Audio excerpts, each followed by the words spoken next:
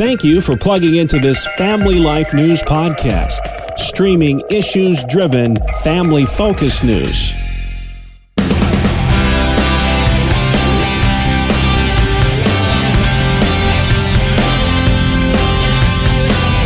I'm Tracy Lynn, and this is our summer-long Staycation Destination series. Every Friday during the Noon Report, we'll spotlight a staycation destination that's not far from home and won't break the bank. This week, we're taking you to Jim Thorpe, Pennsylvania. I'm Chris Barrett with the Pocono Mountains Visitors Bureau. Chris, let's just go to the town of Jim Thorpe because it's a quaint place. Would you tell us, first of all, a little bit about the history? Sure. Jim Thorpe originally was a coal and mining town, predominantly in the 17 and 1800s, and that's really how it got its predominance to where it is right now. It's set along the Lehigh River in a valley, and the architecture, the town is beautiful, and it's pretty much as you would have seen it in the 1800s with a few exceptions.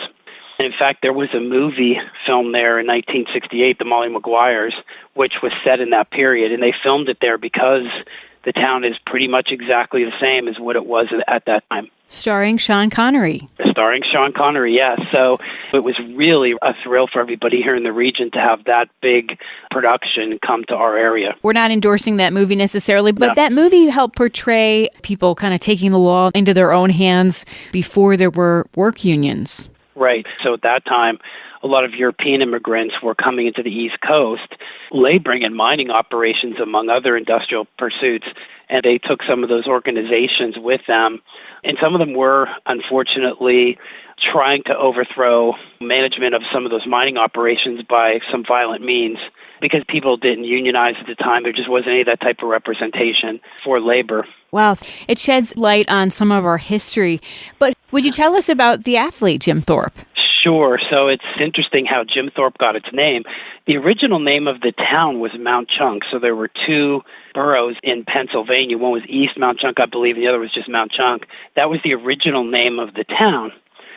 In the 1912 Olympics, Jim Thorpe won multiple gold medals. He could play any sport, basketball, football, baseball, you name it, and he excelled in all of them. Well, unfortunately, he died in the 50s almost penniless, so his family was trying to find a way to, A, memorialize him, and B, try to find a way to pay for his funeral expenses. So Mount Chunk volunteered to be the burying place of Jim Thorpe, and they changed the name of the town from Mount Chunk to Jim Thorpe. The leaders of the town at the time had foresight to know that the mining industry and other industries were declining, so they had to develop something else. And they were trying to develop a tourism economy at the time, and that's how it all started. And is there a statue of Jim Thorpe there in the town? Yeah, so there's a memorial of Jim Thorpe a little outside of the town. It's actually in the old East Mount Chunk, but actually his grandson works for the Pocono Mountains Visitors Bureau. We have a visitor center in the center of town, and he works there a few hours a week, and folks will come in, and he can tell them stories about his grandfather. Wow, it's really neat. Yeah, he's wonderful. A good guy, too. So there are other things to explore there as well. We learned earlier this year that the Lehigh Gorge Scenic Railway is back open and running. Right. That is a significant attraction in the town, and there's an excursion that's fairly long, and it goes through some of the countryside around Jim Thorpe, and you can see some other towns, but it's a bike train as well, so you can actually place your bike on the train, go to the first destination and ride your bike back and vice versa. And I grew up living not too far from Jim Thorpe. There were still some steam trains in town in the late 60s to early 70s. It was amazing to see them come through the town, either by freight or still with passengers at the time. So the station is still there. Super. You can kind of go back in time. And you mentioned architecture. Yes. We can see a standout of Italian architecture. The Asa Packer Mansion Museum is also a top spot to see. Right. In fact, there's actually two.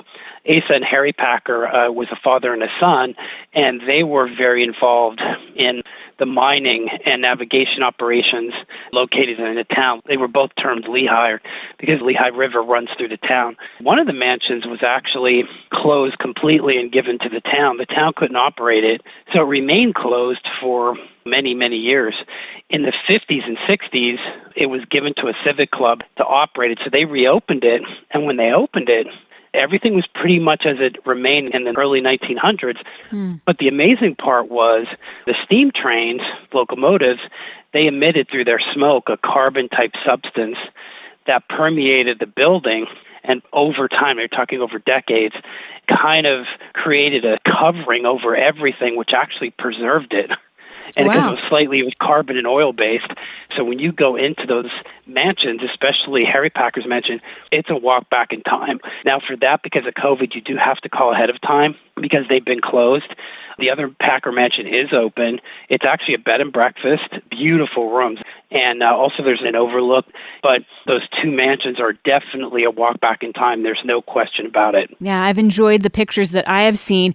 And to end on a really upbeat note, people can also visit the Old Jail Museum. Yeah, so the old jail is very, very interesting. Unfortunately, the Molly Maguires, some of them were convicted of crimes. Actually, they were convicted of murder, a small gang of them. Some of them were hanged in that jail, so the scaffold is still there. But it operated until the 50s, and then the county built a new jail. And one of the Molly Maguires, this is the story, actually touched one of the walls and said that he was innocent, and his handprint remained there on the wall. And apparently multiple owners have tried to remove the handprint, and it's always come back. But it's something that you don't normally see. So it's one of the must-visits if you're going to Jim Thorpe. Great. Chris, tell us one more time where people can go for more information before they head to Jim Thorpe, Pennsylvania. Sure. You can visit us at PoconoMountains.com. And we have a number of different planning tools. The site is mobile optimized, which means that if you come into town, you can actually view it on your mobile device. And also, please visit us. We have a visitor center right in the center of town. And we have folks that are there 7 days a week, especially during our summer season. And they can help folks plan as well. We hope you've enjoyed coming along on our staycation destination. You can hear all the podcasts online. Join us next week as we visit a new destination in New York State.